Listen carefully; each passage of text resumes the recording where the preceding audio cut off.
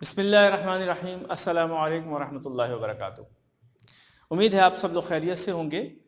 आज हम kinetic energy के न्यूमेरिकल शुरू कर रहे हैं। काइनेटिक एनर्जी की डेरिवेशन हमने लास्ट लेक्चर में की थी और ये बात हमारे सामने आ गई थी कि काइनेटिक एनर्जी हाफ mv² के बराबर होती है। ये वो डेरिवेशन थी जो हमने लास्ट टाइम प्रूव की थी। आज हम इसके न्यूमेरिकल्स करेंगे और अपने न्यूमेरिकल्स की इब्तिदा कर रहे हैं एग्जाम्पल 8.2 से, पेज नंबर 127। आइए 127 पेज खोलिए।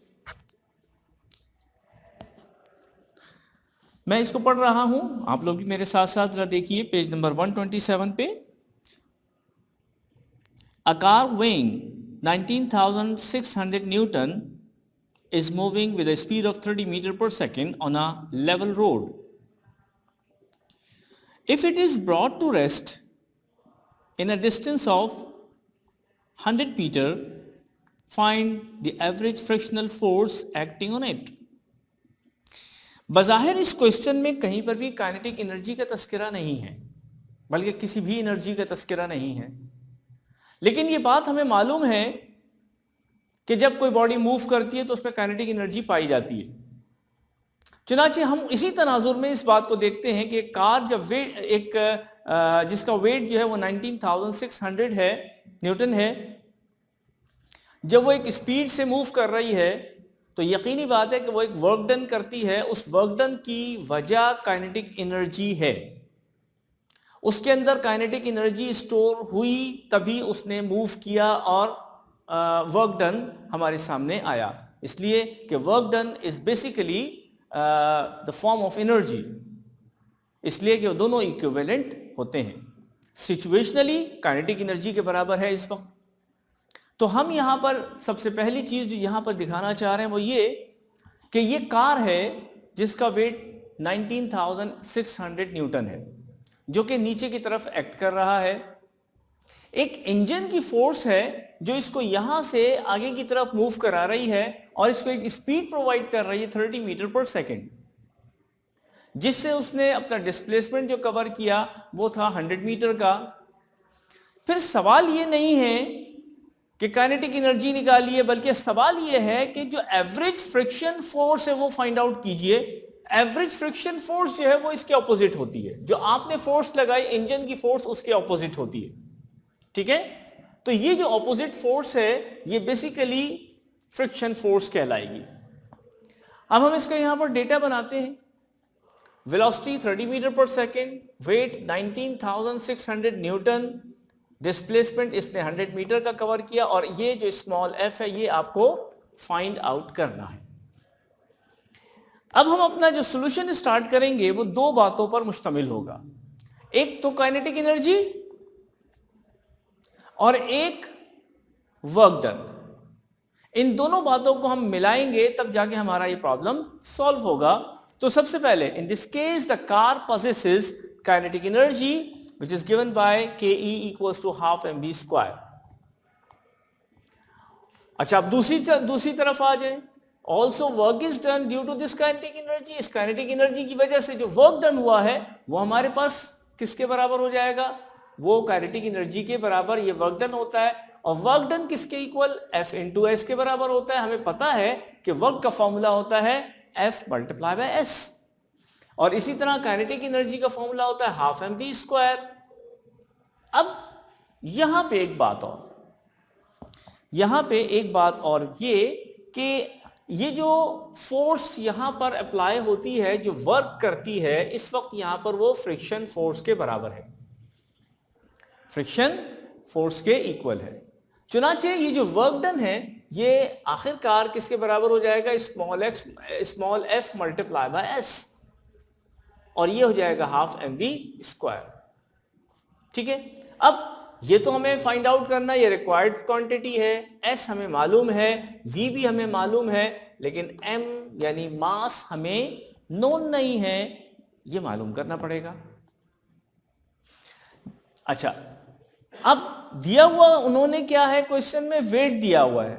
लेकिन जब वेट दे दिया जाए तो समझ लीजिए कि मास भी दे दिया, इसलिए कि W = mg। हमारे पास एक रिलेशनशिप होता है W equals to M G. यहां से अगर हम m को कैलकुलेट करें तो ये W अपॉन जी बन जाएगा।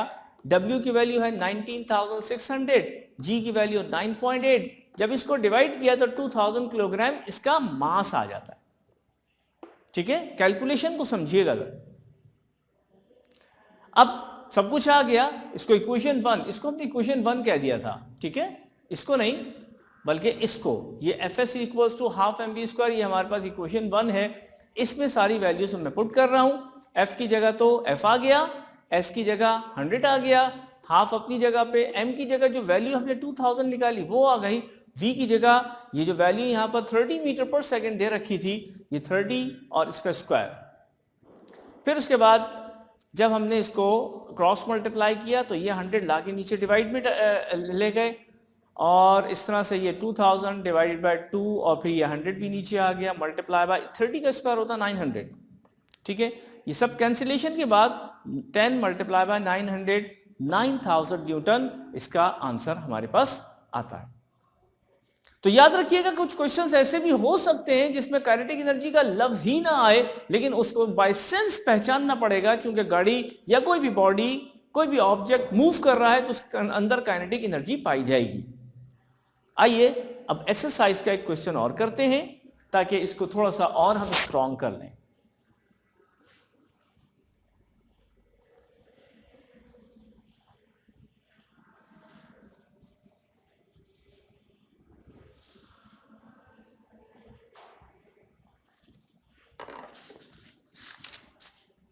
मैं इस वक्त पेज पर हूं, पेज नंबर 132 पर। इस वक्त मैं कर रहा हूं 8.4, इसलिए कि मैं फर्स्ट 3 प्रॉब्लम्स आप लोगों को करवा चुका हूं।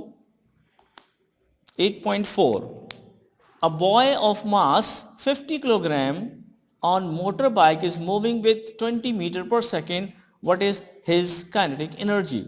वेरी सिंपल, बहुत आसान क्वेश्चन है।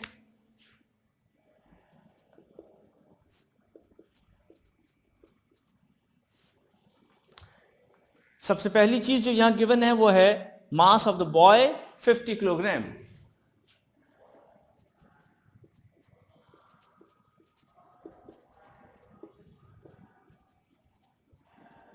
मास ऑफ बॉय, ठीक है।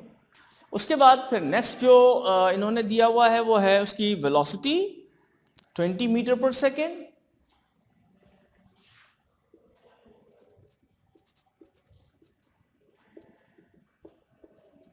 वेलोसिटी ऑफ बॉय, बॉय से मुराद उसकी मोटरसाइकिल की जो जिस पे वो सवार है।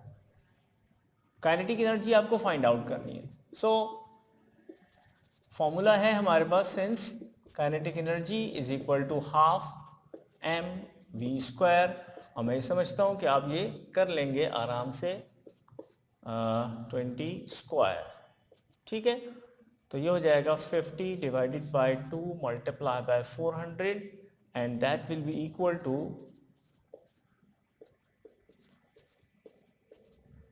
10,000 joule.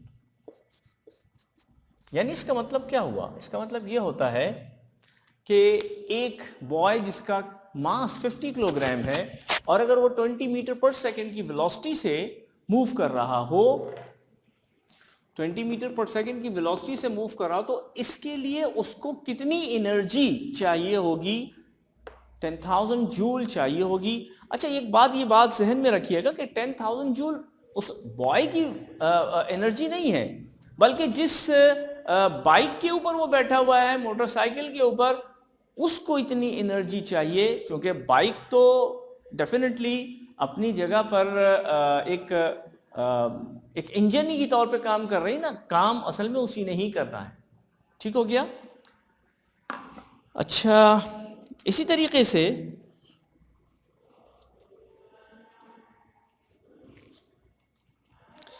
(8.7) What is the kinetic energy of 2000 kilogram car traveling at 90 kilometers per hour?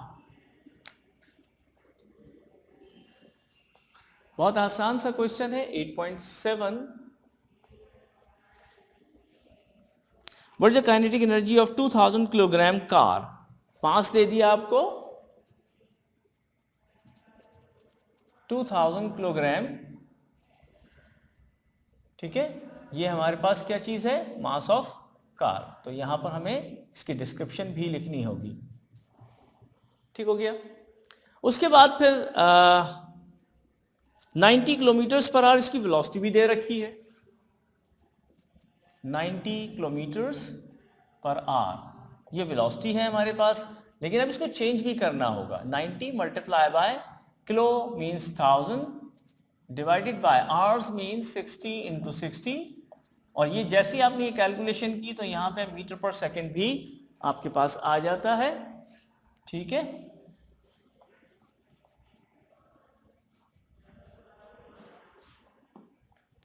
तो ये हमारे पास ये दोनों चीजें कैलकुलेट होके जो आंसर आपके पास आएगा 90 मल्टीप्लाई बाय 10 900 हो गया, divided by 36 is how much,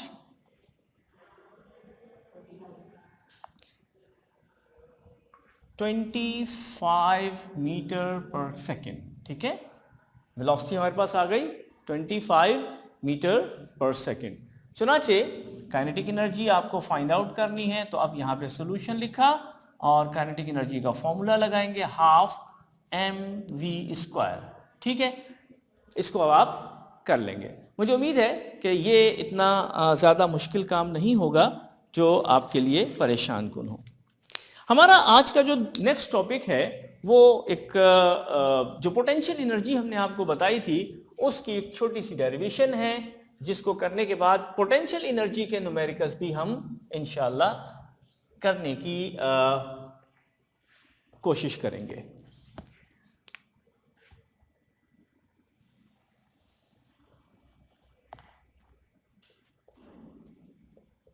derivation of potential energy. अच्छा, ये पोटेंशियल एनर्जी हमारे पास पता है कौन सी पोटेंशियल एनर्जी है?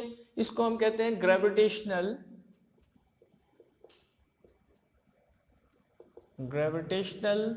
Potential energy. इसके लिए हम एक काम ये करते हैं कि एक ऑब्जेक्ट को, ये सरफेस है हमारे पास, एक ऑब्जेक्ट को हम ऐसा करते हैं कि थोड़ी सी हाइट पर ले जाते हैं,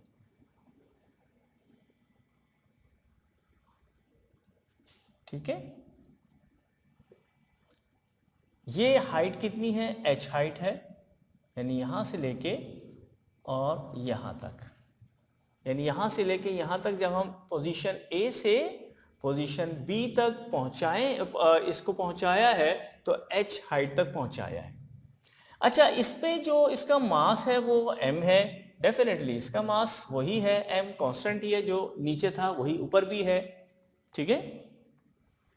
और इसको ऊपर पहुंचाने के लिए हमने एक फोर्स अप्लाई की है, एक फोर्स हमने अप्लाई की है। तो आपने ये देखा कि हमने इसको फोर्स लगा के ऊपर तक लेके गए हैं h हाइट तक, तो फोर्स मल्टीप्लाई बाय एक डिस्प्लेसमेंट कवर हुआ जिसे हम वर्क डन कहते हैं, ठीक है। अच्छा, इसकी थोड़ी सी डिस्क्रिप्शन हम यहां लिख देते हैं। Suppose a body of mass m is raised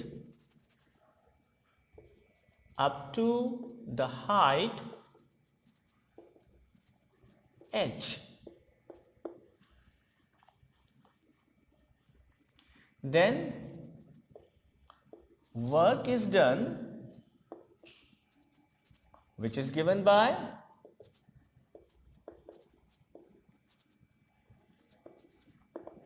W, यानी work is equal to F multiply by H, F multiply by H। इसको इक्वेशन 1 कर देते हैं। अब जिस फोर्स के साथ हमने इसको ऊपर लेके गए हैं, इसको नीचे से ऊपर लेके गए हैं, वो फोर्स कितनी है? आपको मालूम है वो फोर्स कितनी है? अगर मैं आपसे ये कहूं कि एक खाली पानी की बाल्टी खाली रखी हुई है, आप इसे फोर्स लगा के उठा दीजिए, तो आप देखेंगे कि खाली है, आप उसको उसी फोर्स के साथ उठाएंगे जितनी उसको फोर्स दरकार है। एक भरी हुई बाल्टी रखी हुई है और उसको हम ये कहते हैं कि इसको फोर्स लगा के इसको उठा के ऊपर ले जाएं, तो आप उसके हिसाब से जितनी फोर्स उसको चाहिए उतनी फोर्स उसको लगाते हैं और ऊपर तक लेके जाते हैं। लेकिन सपोज कर लीजिए अंधेरा है और आपको नहीं पता कि बाल्टी खाली है या भरी हुई, आपने ये तसव्वुर कर लिया कि वो भरी हुई बाल्टी है और हकीकत में वो खाली थी, तो आपने फोर्स लगाई उस पर वो वाली जो भरी हुई बाल्टी के लिए होती है, तो क्या होगा कि एकदम ये जाएगी और इतनी फोर्स के साथ ऊपर तक चली जाएगी खाली बाल्टी। इसका मतलब यह हुआ कि नेचुरली हम फोर्स उतनी ही अप्लाई करते हैं जितना उस बॉडी का वेट होता है। चुनाचे ये जो फोर्स यहां लग रही है, ये जो फोर्स हम यहां लगा रहे हैं, ये असल में इसके वेट के बराबर हो जाएगी। ठीक है, यानी ये जो इसका वेट W नीचे की जानिब है, यही फोर्स ऊपर की जानिब भी लगेगी। चुनाचे हम इसको यूं लिख देते हैं, here F is equal to the weight of body। तो इसका मतलब ये हुआ कि ये W के बराबर हो गया और W होता है mg के बराबर। ठीक है, तो F की वैल्यू कितनी हो गई, mg। इसको पुट कर देंगे इक्वेशन 1 में। Put in equation 1 implies that W is equal to F की जगह मैं mg पुट कर रहा हूं, तो ये mgh ये बन गया। और what is W? W is the work done and this work done is due to the potential energy, or you can say the gravitational potential energy of the body, where W is equal to the gravitational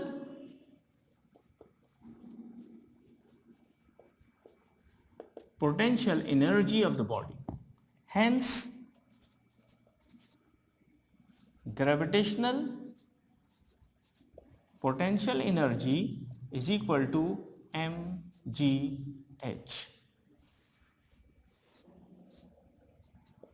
ठीक है, ये हमारे पास इसका result आता है।